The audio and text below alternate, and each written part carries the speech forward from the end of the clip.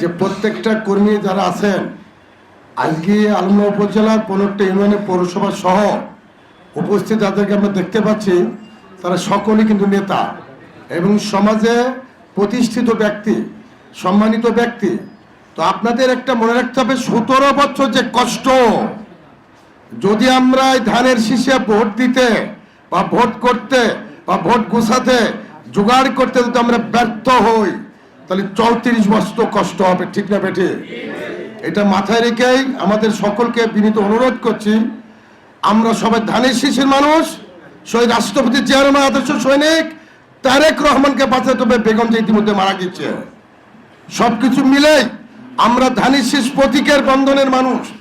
আমরা কোন প্রার্থী কে কোন জাতের সেটা বুঝি না। আমার বাড়ি, আমার বংশ, আমার পাড়ার ভোটগুলো যদি আমরা নিজ নিজ দায়িত্বে ধানের শীষ প্রতীকে নিয়ে আসার চেষ্টা করি তাহলে আমাদের প্রার্থী অনেক ভোটে পাস করা সম্ভব। এই বিনীত অনুরোধ করছি। এই বলে আমার বক্তব্য শেষ করছি। খোদা হাফেজ, ধন্যবাদ।